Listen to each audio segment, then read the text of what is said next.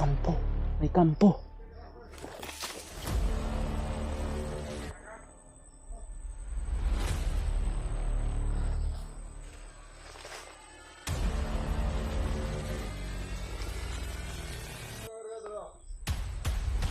So natin ng mga hinap lang tayo ng mga Marami sila.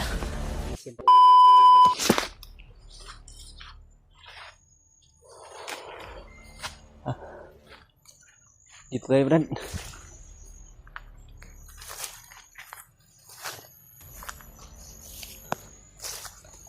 So yun mga tol, patuloy pa rin kami sa paglalakbay mga tol, no? So ngayon mga tol ay andito na talaga kami sa bundok na talaga ito mga tol. Malayo na rin yung nilakbay namin. Uy, parang may daan dito. May daan dito, Brad, oh.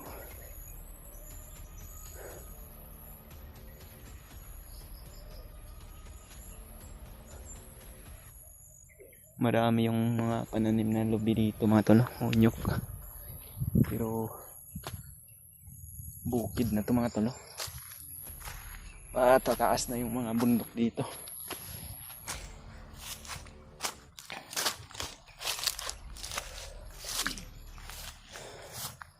Muntikan pa kami makita nung mga bandido kanina mga tol ba. Buti na lang talaga ay umatras kami agad. Yan. Medyo malayo na talaga tayo sa kapatagan mga tol, no?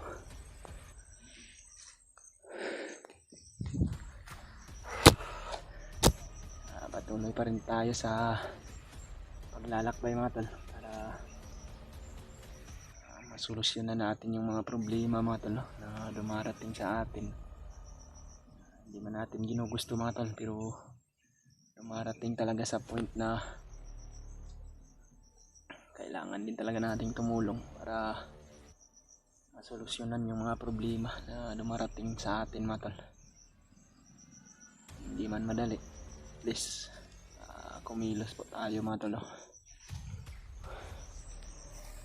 Dahil kung doon lang tayo palagi sa baba mga tol at lagi lang tayong manonood sa mga video ng ating kasamahan, ay hindi po tayo makampante mga tol. O lagi pong nasa isipan natin na kailangan rin nating tulungan dahil sa oras din ng pangangailangan natin ng tulong ay andyan din sila para magbuwis ng buhay, para tumulong sa atin mga tol. Kaya kahit mayroon man tayong mga problema doon sa baba mga tol, dahil hindi ko lubos akalain nung pagbaba ko na yung mga anak ko mga tol ay dinapuan ng mga sakit mga tol, yung sipon at ubo at nilalagnat pa. Kaya malaki din yung problema ko, pero kailangan din natin na tulungan din yung mga kasama natin mga tol. Naunawaan naman ako ng aking asawa. Buti na lang talaga mga tol ay naayos na yung cellphone ni Brad Edward. Kaya sumama na rin siya sa amin mga tol. Dahil nung nakaraan ay pumunta din siya sa lugar ng kanyang mga magulang para ayusin din po yung mga kailangan niyang ayusin doon mga tol. Sa ngayon, dyan si Brad Edward mga tol. Si Kuya Bad sa man ay iniintay pa namin dahil andun pa sa baba.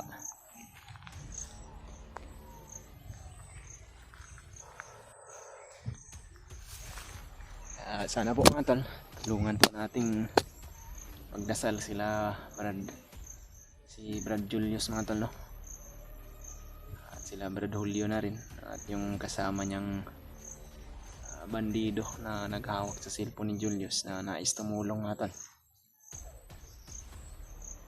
Sa ngayon mga tol ay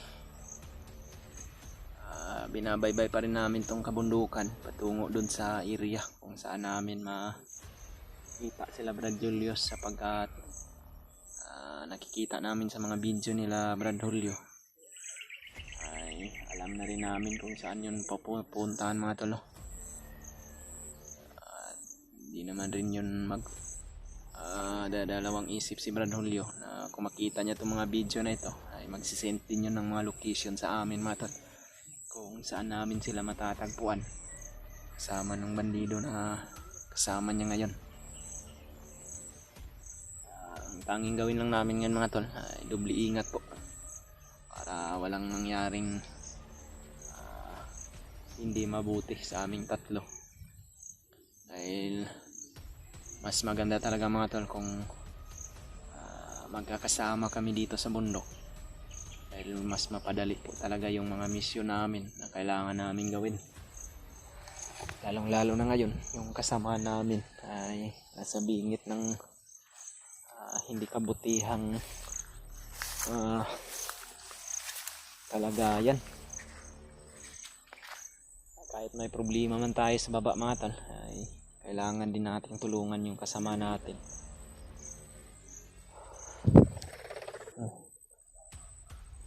Yan si Kuya Bads mga tol.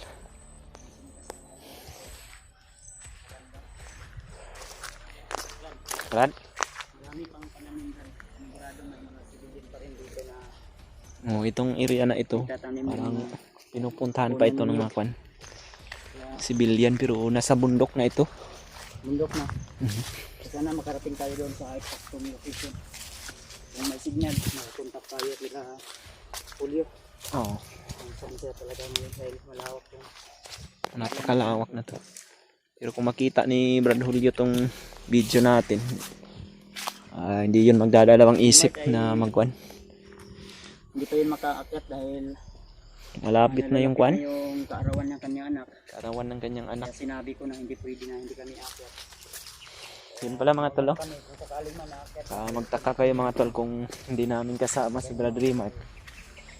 Kami na nasa bundok nito. Gusto niya mang umakyat mga tol, pero kailangan niya ring samahan yung pamilya niya sa araw ng kaarawan ng kanyang anak, yung bunso mga tol ba. Lalong lalo na mag 1 year old yun mga tol, 1 year. Kaya kung matapos man yung birthday ng kanyang anak mga tol na hindi pa namin na-rescue si Julius, ay aakyat din yun siya mga tol. Hindi masama yung panahon doon. Parang uulan ba. Dahil nabalitaan natin na may bagyo din sa ibang bansa. Oo, may bagyo. Malakas pa naman yung bagyo na yun, super typhoon ba. Yung mga mabababang level ng lupa ay binabaha dahil sunod yung ulan, lalo na pag hapon na iipon yung mga ulan na naging sanhi ng pag-ulan. Ito gawa ng tubig ito natin. Kanyan sa tubig yan. Salamat tayo dahil mga tao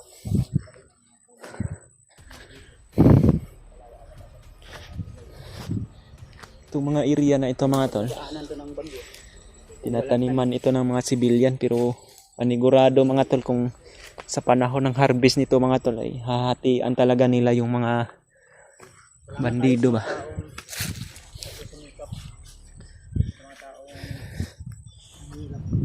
Dito banda may mga pananim dito mga tol, pero dyan sa unahan ay wala na talagang mga pananim, baka pinagbawalan na sila dyan. Kasi yung mga bandidong grupo ay yun po yung mga namumuso ng kahoy. Illegal logging ba? Yan talaga yung Yung pampuan ibang nila. tao na nanirahan dito sa bundok. Uy! Dad, Ha? ay may tamata, may mga bagong tama. Dah. Ay friends ha, baka may mauna sa atin. You know, may mga marking talaga ng paa. May mga pit mark. Yun. O, may bakas ng mga paa ba? Ayun, parang tiil ang gamit rami. Napadiri pa na doon. Ito. Ayan dalo. Panigurado to na may nauna sa amin dito. Yan mga tol, kung makikita nyo yung Kita namin yung kapatagan mga tol, medyo malayo na talaga yung nalakbay namin mga tol, pero patuloy pa rin kami para makita namin yung kailangan naming makita.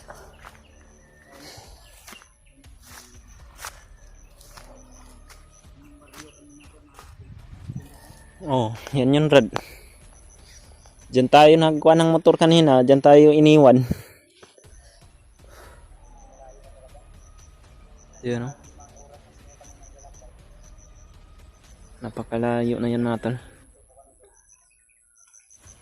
Napakalawak ng kabundukan dito sa lugar na ito, mga tol, pero kinamumugaran naman ng mga masasamang tao.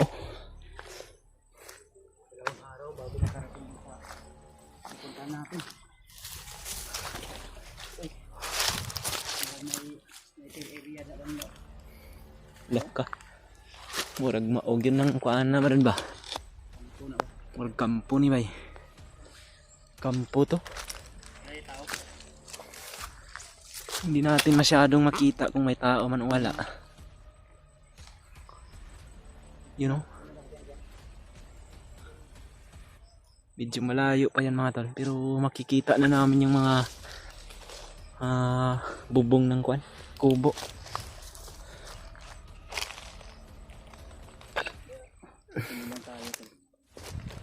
Mga dadaanan namin.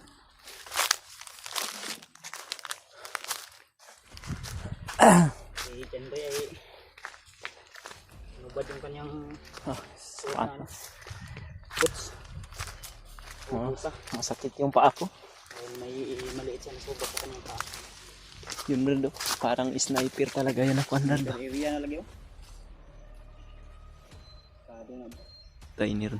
Ano ko pensa na? Message mo. Diba? Bingbang ka din. Parang boundary na siguro yan ba. Mga bakas. Ligurado na unahan tayo nilang dumagi.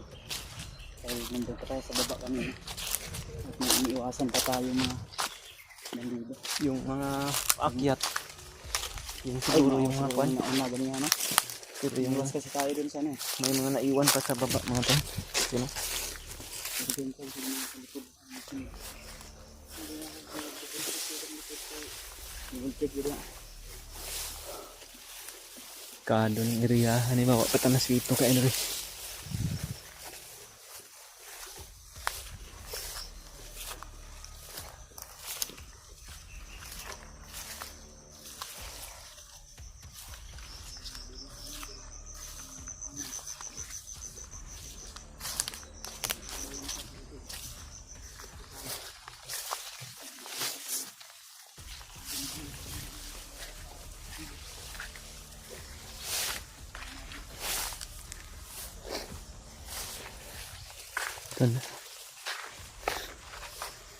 Dito na magsisimula yung bakbakan na naman. Dito, wala na tayong makikita dito ng mga bahay ba.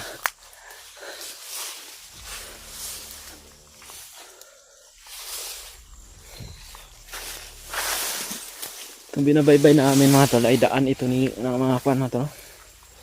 May daanan pero hindi natin alam kung daanan ba nila ito patungo ng kwan. Pero yung mga paakyat kanina, mga tol, paninigurado kami na dito yung dumaan. Kaya may mga bakas ng paa, mga tol eh.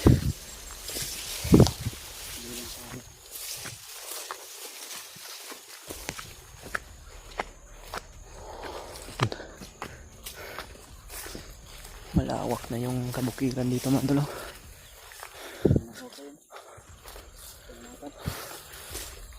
Sa 100 hectare.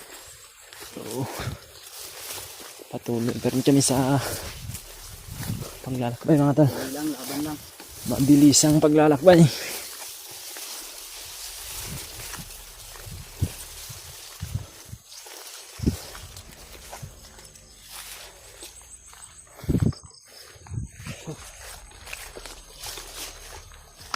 So, kuha na yung paghinga natin, mga tol. Kahit matirik yung nilalakbay. Ito na, hindi mainit pa na. Yun lang yung panahon, oh, parang Patay tayo sa lumalaban din sa atin yung panahon ba. Hindi masyadong mainit.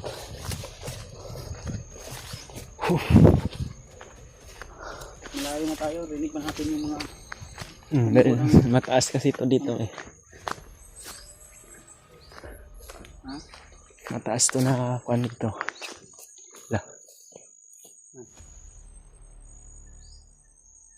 May narinig akong usapan.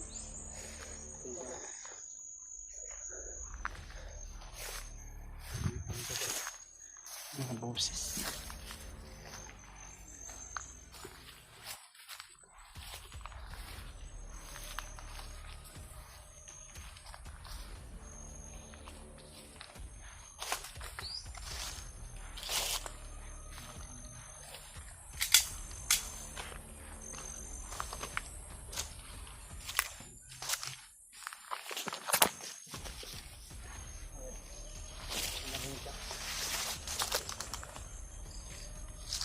Anong usapan dito kanina Dan?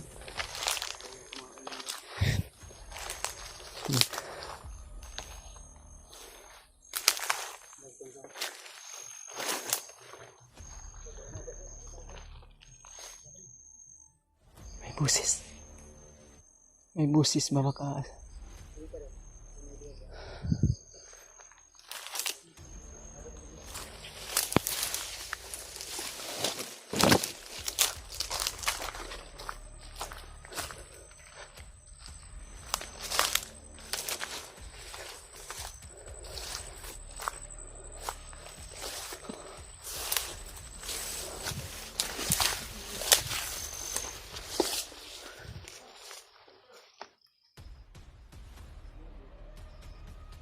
May kampo.